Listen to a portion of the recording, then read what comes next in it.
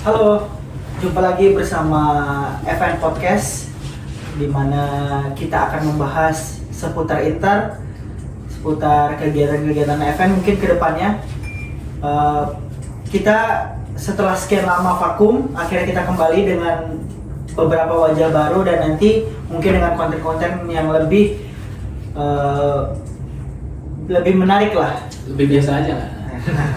Oke, nah untuk hari ini kita kedatangan wajah baru. Di sini ada Bang Megi. Halo guys. Ya, Bang Megi ini dari Jakarta, Inter Jakarta. Dia akan menemani kita dalam konten event podcast. Dan boleh kita boleh perkenalin dulu. Gimana ya? Emang pada belum kenal saya? Saya tuh kenal mana loh? Level Struik ya. Halo guys, nama gue Megi. Gue biasa main bola bareng ya di event ya. Main bola bareng, dijulukin Elson komiknya event. Ya lanjut lagi Mas.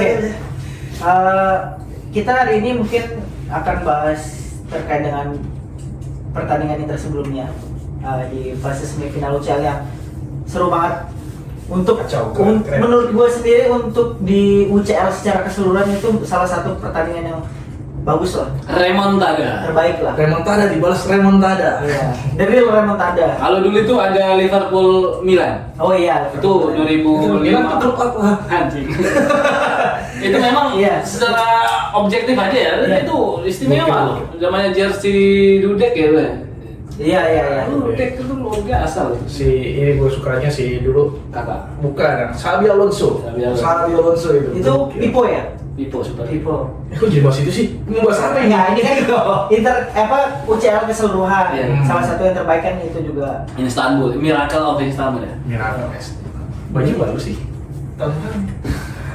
Ini nggak cok. Ini bajunya kurang ya. Iya. Gue lihat kayak 6 mulu di pinggir jalan.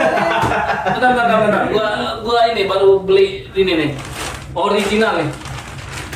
Pakein aja dah. Wah, keren banget ya. Wih, ini serius nih? Yang support buat Wah, gokil. sumbernya ya. Langsung aja. Original ini. Wih, Lu ganti. wih, ini serius nih? Iya. Sur, Wah. apa nih? Lu ganti dulu sana. Pakai aja langsung di sini Iya. tuh beliin. Masih ada ini nggak tagnya tuh? Masih ada. Masih baru berarti. Bukan ini udah lama cuman di Iya. Cocok ya?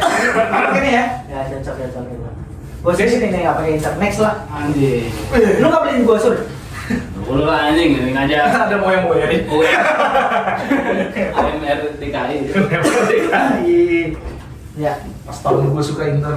Kita balik lagi ya, pertandingan sebelumnya Inter Barca, di mana di leg 1 aja sebenarnya udah seru banget. 3-3. 3-3 Inter berhasil unggul 2-0 di leg 1 lebih dulu sama kayak di leg kedua, tapi berhasil disamakan Barca dan dia akhirnya sampai skornya 3-3. Dan di leg kedua luar biasa juga Inter unggul terlebih dahulu 2-0, tapi ya itu Inter adalah Inter, dimana ya mudah tercomeback seperti di laga-laga Serie A. Tapi mental juara ya Inter tunjukkan lah. Untuk di fase UCL ini gue lihat luar biasa untuk beberapa tahun ini ya. Iya. Gimana kalau Bang Megi melihat Inter beberapa musim ini di UCL? Oke sih, kalau gue bilang konsistennya ya.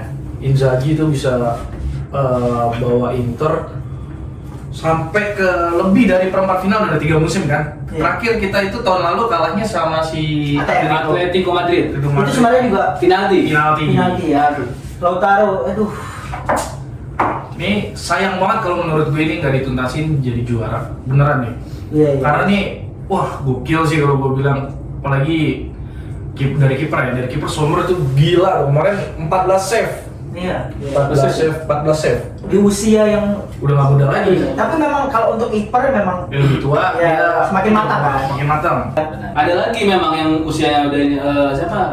Mantan kiper MU. Hendro Cartillo. Bukan, mantan kiper MU sekarang di Fiorentina. De Gea. Oh, De Gea itu. David De Gea kan Itu. Oh iya. namanya. Dan kalau ngomongin De Gea dan Sommer sama-sama sebenarnya kiper yang memiliki tinggi yang sebenarnya Tidak nggak tertinggi Iya. ya, dibilang untuk ukuran kiper, tapi secara refleks ya. Hmm. Misalnya Sommer kemarin luar biasa tendangan Yamal Itu gila. Jamaludin.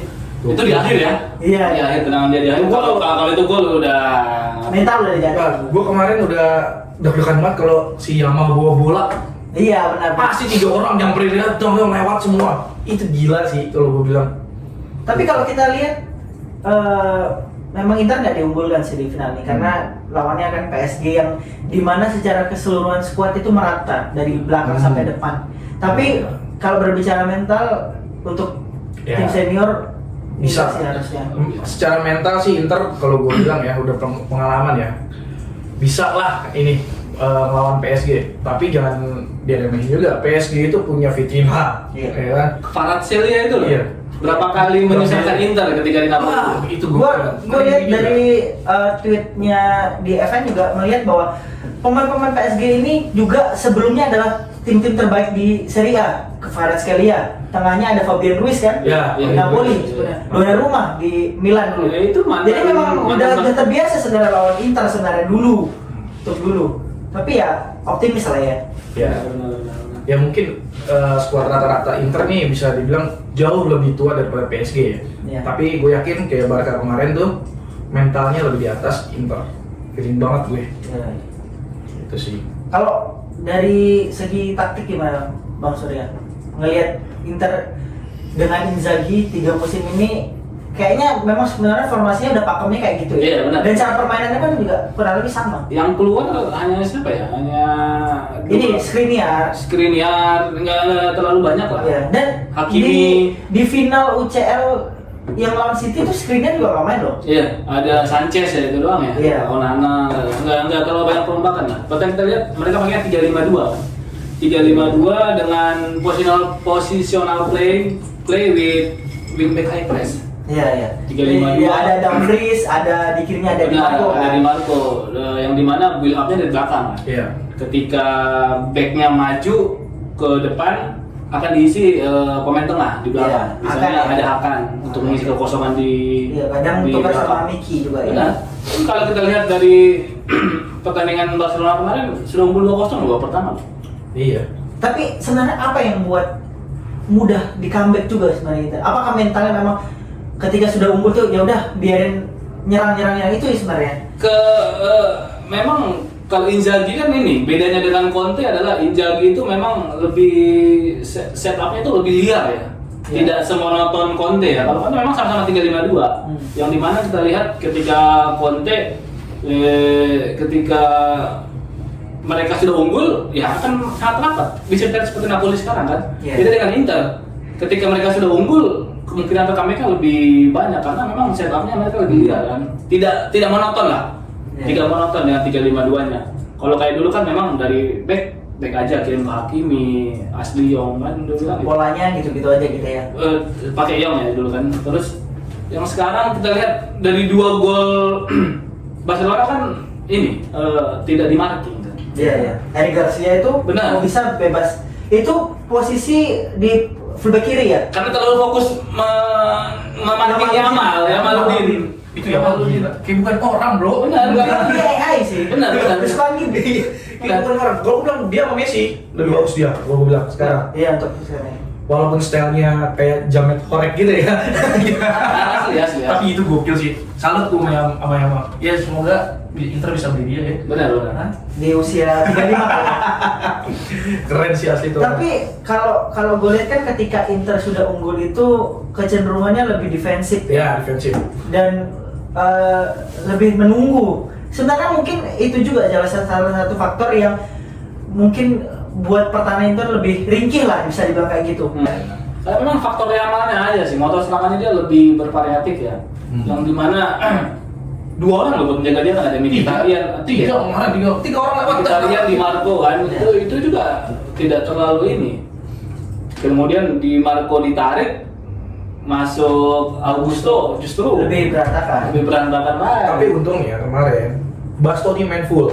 Kalau Bastoni ditarik, tahu sendiri. Kalau Bastoni di Liga Italia ditarik, Inter pasti kebobolan. Nah kurang itu memang di pertahanan sih terlalu kebuka juga. Beda dengan permainan Conte yang memang monoton, ya udah bertahan gitu. Mungkin kedepannya bisa dicoba ketika kita sudah unggul 2-0 atau ini ya udah pragmatis aja. Iya. Harusnya kemarin kalau udah unggul 2 kan ada 3 ya. Bas tengahnya Bastoni, Acerbi, sama Bisek. Itu Bisek buanglah. Ya itu kan karena emang high flank attacking itu memang seperti itu kan. Di mana Polanya ya? iya polanya back itu maju dan diisi di belakang oleh Mkhitaryan atau Hakan. Resikonya itu adalah rentan terhadap serangan balik musuh. Iya. Nah di situ Bisek panik. Bisek itu masih panik. Beda sama The Vrij. The Vrij tuh wah gokil, masih tenang. Iya. Karena memang tipikal dia kan memang central back murni kan, asli tidak terlalu lihat lah. Nah, kalau kita lawan Barca aja kesusahan lawan Yamal. Tapi ketika kita lawan PSG nanti ada 2 wing PSG yang sama-sama gila. Ada Dembele sama Kvaratskhelia. Itu ibarat Yamal di 2 posisi. Iya. Itu menurut kalian gimana? Bisa nggak kira-kira? Atau ada bayangan kalian nggak strateginya gimana untuk mencegah 2 orang ini, mematikan 2 orang ini lah? Mungkin Inzaghi udah nonton juga ya, udah belajar dari nonton video PSG pasti ada strategi khusus dari si Simone. Pasti nanti bakalan Dumfries tuh bakal capek nanti gue lihat. Bakal naik turun tuh, jagain si siapa? Farad ya, siapa? Farad sama si Dembele tuh. Ya di Marco sama ini bakal tugasnya lebih berat. Iya, kalau sebenarnya kalau PSG itu lebih ngerinya di sisi sayapnya sih. Back sayap Inter ini harus mampu untuk menjaga kedua. Karena kalau lihat dari beberapa pertandingan di Marco ini agak off perform ya. Bisa dibilang kayak gitu. Masih angin-anginan. Iya, apalagi sama Augusto. Augusto masih belum matang sih menurut gue ya. Kalau untuk melawan kayak gitu. Tapi dilihat juga si PSG itu bukan dari sayapnya doang yang bagus, pertahanannya juga gue bilang bagus. Ya apalagi dari kiper juga Donnarumma gokil sih itu lawan Arsenal kemarin. Ketika kita kata Arsenal memang Donnarumma istimewa. Donnarumma itu gila ya. Cuman nanti kita lihat di lapangan yang berbicara tuh mental sih. Betul. Tapi walaupun Donnarumma mainnya apik, kita harus ingat juga ketika Donnarumma di AC Milan, lawan dia itu lawannya Icardi bos. Icardi udah di bulan-bulanan Inter juga sih. Iya. Ya intinya Inter itu ketika bermain udah efektifin peluang. Pun kemarin ketika lawan Barcelona banyak loh.